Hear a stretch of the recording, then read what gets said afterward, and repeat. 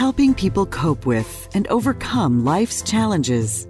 This is Life Transformations with Michael Hart, Canadian Certified Counselor and Award-winning psychotherapist. Hi, this is Michael Hart of Elim Counselling Services, and I want to thank you for joining us on this episode of the Life Transformation Radio Show.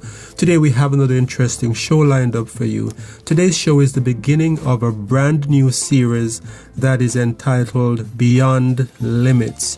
And in this series we are going to be covering 3 biblical stories. The first, which we'll be doing today, is from Acts chapter 3, and the title of this week's episode is Raising Your Expectation. Then next week we'll be looking at confronting negative self-concept. That's from John chapter 4, the Samaritan woman by the well.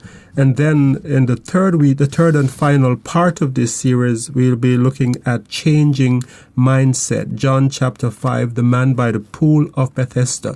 But today's show in this series, Beyond Limits, is about raising your expectation, and it's the story of the paralyzed man by the gate beautiful. It's a well-known story, and many of us know the Sunday school song about this man who, when he was healed, he went jumping and leaping and praising God, and many of us can just hear that tune ringing in our ears as we hear that phrase.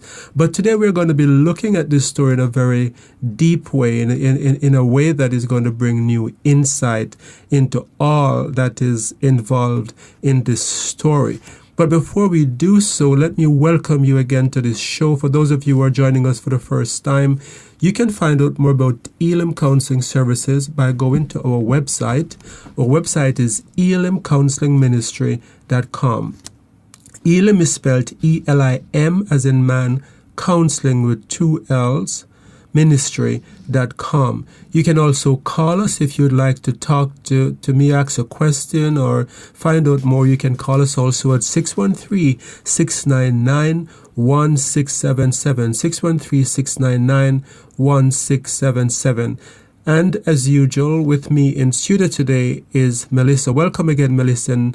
And it's good to have you to look at just kick off this very interesting series. It's great to be with you, Michael. And my head was bobbing as you were starting to describe that Sunday school song. It was going through my head, so I'm going to have an earworm with that song stuck in my head, yes, I think, for the rest of the day. As a past Sunday school teacher, I think that must be one of the songs that you would remember and be able to sing by heart. Exactly. Are you going to sing it on here today? No, gosh, no. For the sake of the listeners, we will save them from that torture. We'll keep this a very positive show moving forward. Okay, let's stick to talking, shall we? Exactly. And not doing this singing, because we don't want to scare away the listeners. Exactly. Sounds good. Before we get into today's show, there was a new event that's coming up in a few months, but time flies when you're having fun, that you just wanted to make the listeners aware of, so that they can pencil it into their calendars. We have another healing retreat coming up. This time it is in June. You've listed the dates as June 9th to 11th. Can you give us a bit more information, Michael, about this exciting event coming up? Right. So I'm very, very, very excited about this healing retreat, which is on the weekend from the Friday evening, June 9th, to the Sunday at midday, June 11th, at the Providence Point Retreat Center. And this is in Lanark, just about a 45 minutes drive from Canada. And this healing retreat we had last year, and we see great things have happened, and I'm expecting great things to happen again.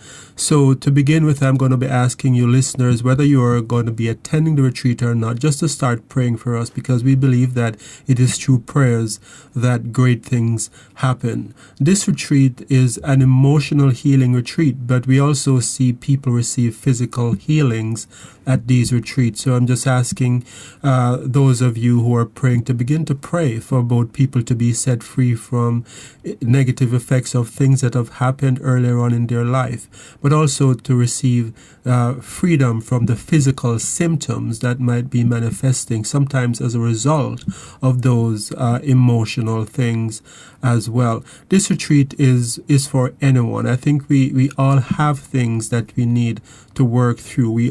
The Bible tells us that we are born in sin and shapen in iniquity, and so we all come from backgrounds that were less than ideal.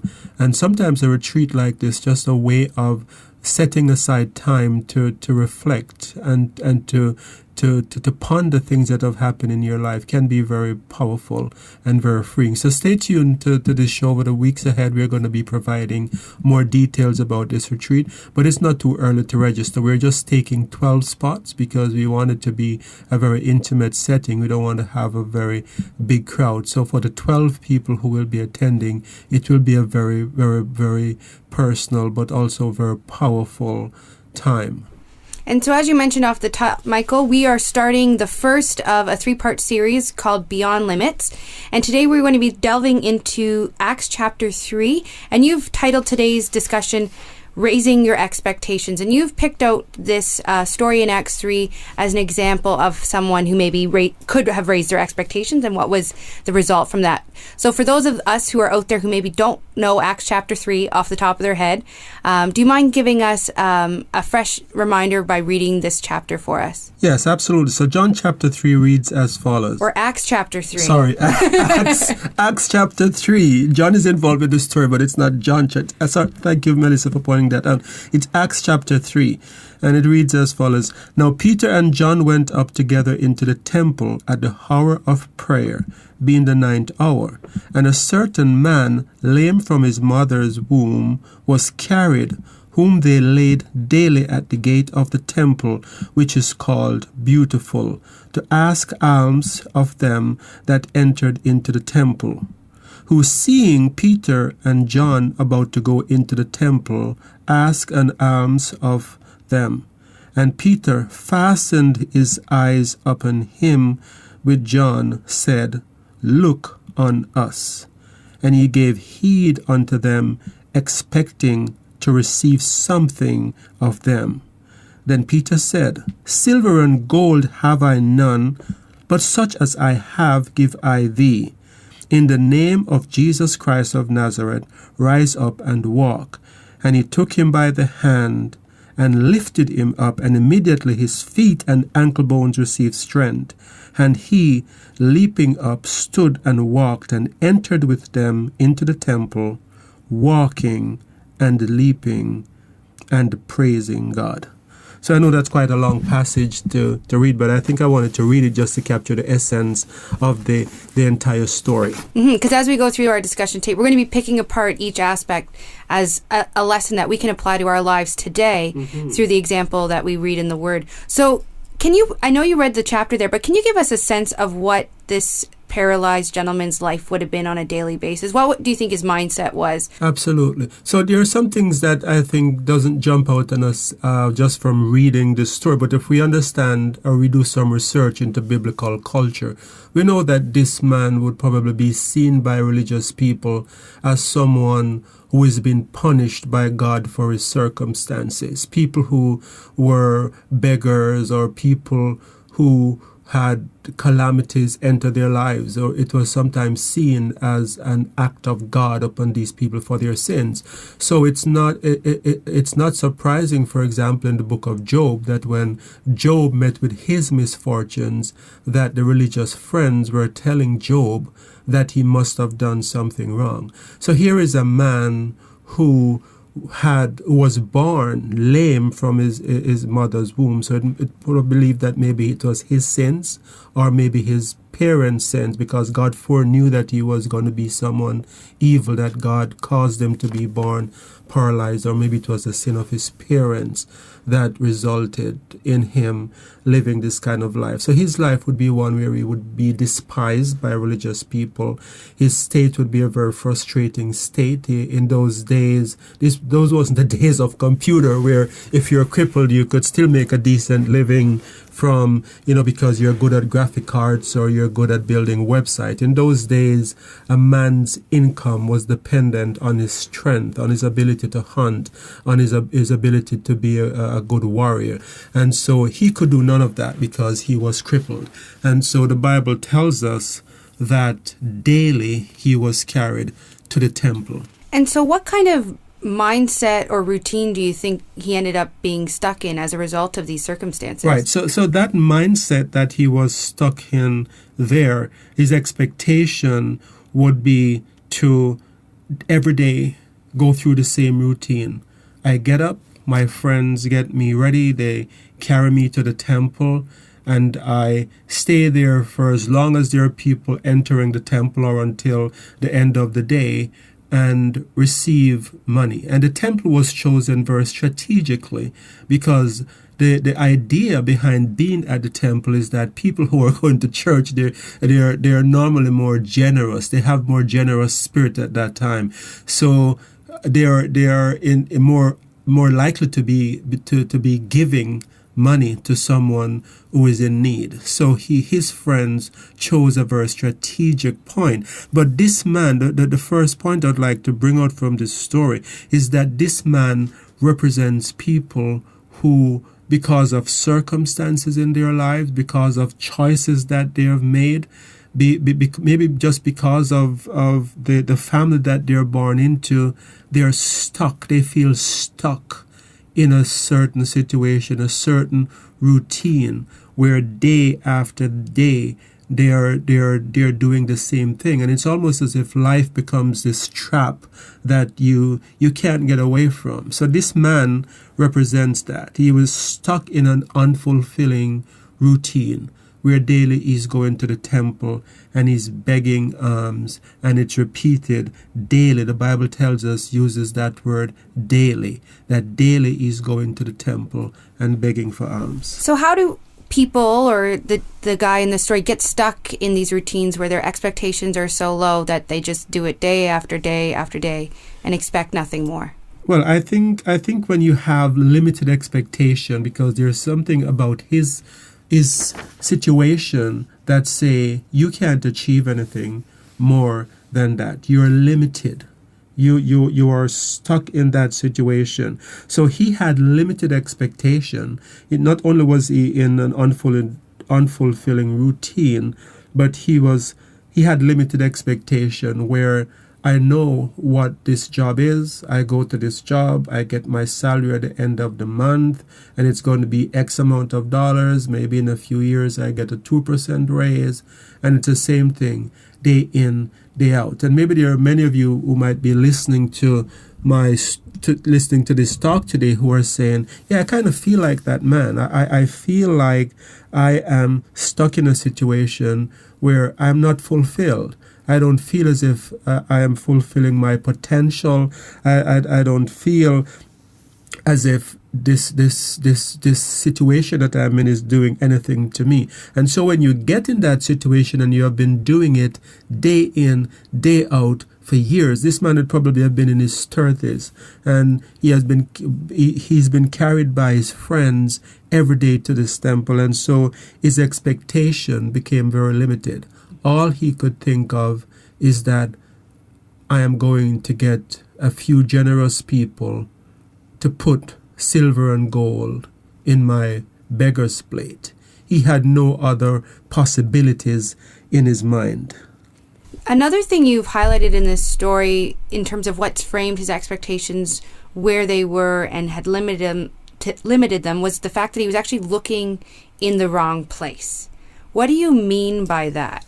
Well, when you have a situation, if you picture this situation, a beggar, he would be, with the fact that he can't stand, he wouldn't be at eye level to the people who were passing by going into the temple. So when Peter and John was walking by, he was most likely looking at their feet.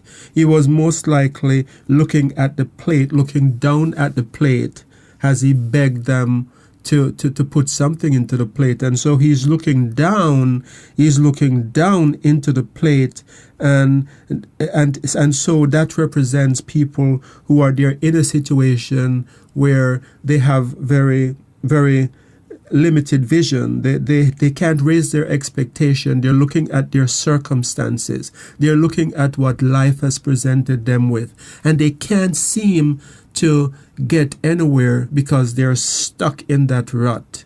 This is my life. This is my job. This is my ministry. I have X amount of people in this church and it hasn't gone anywhere for years, and this is what it's going to be. I am in this job and my clientele is X amount of people, and that's where it's going to be. And so it's as if when you're stuck in those situations, you can't raise your expectation, you can't raise your vision, because life has become so predictable and so routine that you're looking at the same thing. So I guess this man got into a state of mind where he didn't look at people anymore. He was just looking at his plate, looking at their feet, and saying, okay, there is a set of feet coming by here. Let me just say anything for the blind, anything for the lame, and see what they could put in his plate. But notice there's something very powerful in this story, because when Peter and John came by, what Peter said to him was, look on us. In other words, you're looking in the wrong place. Look on us. And so he was challenged to change his expectation to look up. And we know the story very well, that Peter said to him, silver and gold have I none, but such as I have give I unto you. In other words, you're looking at your plate. You're looking to see how much is going to go there. But raise your expectation a little bit. Stop looking in the wrong places. Look on us. And that's a challenge, to turn your attention to something that's bigger, to something that's more profound, to something that increases the possibility for change. So what would be the equivalent look on us in today's situation? Because as you say, you get in these routines where your head's down, it's working in some senses, you're paying your bills, hopefully your meals are on the table, things are working, but you're just having that lack of fulfillment. You're feeling like your personal expectations aren't being met. What is today's look on us? Well, I would answer that by asking this question: what is it that you're dreaming of? What it is that if you had no limitation that you would like to do? What is it that would make you fulfilled? Maybe you're making a good income, but you're not fulfilled. What is it that if you were to have that ideal situation, that ideal ministry, that ideal job, would make you feel as if you're doing the will of God, would make you feel fulfilled, would make you feel vibrant and alive? So I would say, begin to write that out. Begin to raise your expectation and to look at that instead of looking on your circumstances. Because when we look at the circumstances, when we look at the routine that has become so predictable, we cease to dream. And the Bible tells us that without a vision, the people perish. And so if you can't dream, if you have stopped dreaming, then you're not, quote unquote, looking on us, as Peter said. And so that call is a call to look at something different from which you have been stuck in. If you've just joined us, you're listening to the Life Transformations radio show. Today we're starting the first of a 3-part series called Beyond Limits. We're looking at Acts chapter 3 and raising your expectations. If you've just joined us and missed the first part of this show, we encourage you to go to our website, elimcounselingministry.com. That's spelled ELIM, counseling with 2 L's, ministry.com, to download the podcast to hear the segment that you missed. We also encourage you to check out our other past shows, or if you prefer, you can always give us a call at 613-699-1677. And so we're just talking about the story of the paralyzed man by the gate beautiful, and the fact that at the time when he was met, his expectations were really low, and that many of us today are living below our potential and how we can get out of those ruts. And you've highlighted the fact that he was sitting at the gate beautiful is actually quite significant to this story as well. Absolutely. This was believed by scholars to be a fantastic looking gate. Some scholars think that the dimension of the gate, it was about 60 feet high, and that it was laid with gold on the outside. So no wonder they call it the gate beautiful. Mm-hmm. And it was the entrance to the temple. And so this man would see people going into this beautiful place every day, and he can't go in because he's a beggar. He is paralyzed, and so he's unclean, and he's outside, he's at the gate. And I think what that symbolized for us today is those people who can see something in their vision, but it's elusive. They are so near, but they just can never seem to attain it. And this could speak to people who have, you might be thinking, I have tremendous potential. I have a great voice. I could be one of those top singers, but I just can't seem to get anything going. Or I'm a very good preacher, but you can't seem to get that ministry going. And so it is that it represents those people, this being at the gate beautiful at the entrance. It's like you're at the brink of greatness, but you just can't seem to make it happen. And the sad thing is that many people are stuck for a lifetime at the gate beautiful and never make it in. They never make it in because they're stuck in their daily routine. They never make it in because they have limited expectation. They never make it in because they're looking in the wrong place. And so if you feel that you're in that situation, my challenge to you today is to begin to raise your expectation. As Peter said, look on us, begin to have a vision of what it is that you want to do. And don't be like this man that at the end of your life you're looking back and saying, yes, I feel like this man where I have been at that gate beautiful all my life, but I have never been able to make it in. I watch others go in with less potential, but I just can't seem to make it in. So how can people begin to start breaking down their own proverbial gate beautiful and start crossing that threshold? That's such an important question, such a good question, Melissa. And I think one of the things that we see from this story that shows how that is done is that this man made new friends. He came into new contact. He came into contact with Peter and John, men who could get him to begin to raise his expectation, to start thinking differently about his possibilities. And so a lot of us are stuck in those situations because we have the wrong circle of influence. We don't have people around us who can motivate us to change. We hang around people who are in similar situation to us.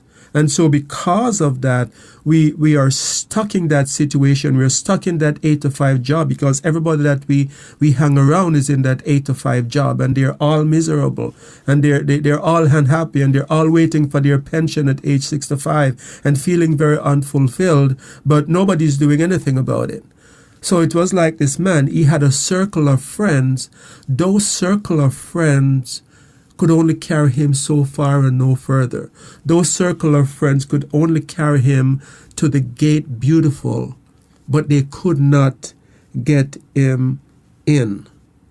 He was stuck there because of his circle of influence. So one of the first things that you can do if you're feeling like that man is to begin to change your circle of friends. And then the next thing I think that is very important is to begin to come out of your comfort zone a little bit. And this story tells us about coming out. This man came out of his comfort zone because after Peter and John said, look on us, and Peter said, silver and gold have I none, but such as I have give I unto you. And after Peter proclaimed healing over this man, he did something that we missed in that song that we sing, that this man went jumping and leaping and praising God. This man didn't jump up and start praising God when Peter said, take up your bed and walk. We missed a very important key part of this story, that the Bible says that Peter took him by the hand and pulled him up, and that it was when he was pulled to his feet that the strength entered his ankle. And so I'm saying that to say that those of us who have been stuck in a routine, those of us who have limited expectation and we're looking in the wrong places and we feel we have the potential, but we just can't seem to get it going, we need to change our circle of friends. But not only that, we need to have people who can challenge us, who can say, Michael, you have been here, but you have been lying, but you can stand.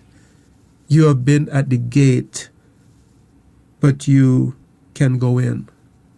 And so we see that this man, he was pulled up. He didn't jump up just at the words. In other words, he did not have his expectation that just by those words alone he could stand. He heard the words, but he was still seated. Because he was in the position that he was in for many years, it was when he was grabbed by the hand and pulled up that his strength came. And I think we all need those people around us that can pull us up by the hand and set us on a new path. So if someone's out there listening today and this is resonating with them, they feel stuck in the rut, they're waiting for that person to grab them by the hand so that they can walk through the gate, what steps should they start taking today to start the path? Absolutely. So that's such a good question. I think there are a number of stuff, some of which I have alluded to before, but I think one of the main first step is to create that vision. Because when you create that new vision, it starts something internally. I think writing out visions are very, very important. I think if there is a situation that you dream of seeing yourself in, see if you can find pictures of it. We can find pictures of almost anything online these days. So if there is a situation that you see yourself in or you would like to be in a year from now, 5 years from now, start getting pictures of that and start posting it up in your home as a way of creating that of raising your expectation. I think we need to come out of our comfort zone, and when we come out of that comfort zone, it might mean we need to challenge ourselves to start making new friends. It might mean we might have to start doing things that are uncomfortable for us right now. But we need to challenge ourselves, because standing for this man, I can guarantee you, was very, very uncomfortable. He never stood in his life. But when he was pulled up, he started standing. And I think another very important part of this story that I would like to speak to before we wrap up the show for today is that the Bible tells us that he went into the temple with Peter and John, and he went in with them praising God. So here we have this man that was stuck for his entire life. He's now entering the temple, entering new possibility, entering new vision, entering new success, and he's doing it with new company. And he's no longer that beggar that is looking down. He's leaping and he's praising God. And this, I think, speaks to us figuratively of what life can be like for us when we make those transitions, when we do these things that I have talked about today in this show. And so, Melissa, we have quickly come to the end of today's show. I know I've packed a lot into this first part of the series Beyond Limits. This is the first part of the series, the story of the man by the gate, beautiful. Next week we'll be looking at the second part of the series, confronting negative self-concept, and this is a story of the woman by the well. It's going to be another good show next week, and so stay tuned for that. But before we do so, we'd like to remind you about our healing retreat that is coming up on the 9th of June, the 9th to 11th of June, and it's at Lanark. So thanks again, Michael, for another great show and hopefully some thought-provoking ideas for people listening today. It was a pleasure, Melissa. And I know I probably spoke to some people out there today. Maybe you have listened to this show and you said, yes, it's been me. And I feel like I've been stuck and I feel like I need that hand to pull me up. Let me say that counseling can be one of those places where you get that help, where you get that hand that can challenge you and that can pull you up and get you to begin to start visualizing new things. So until next time, this is your host, Michael Hart of Elim Counseling Services. And Melissa Waggett. We pray that God would bless you in all your relationships and keep you sound in mind and pure in heart. Thank you for listening.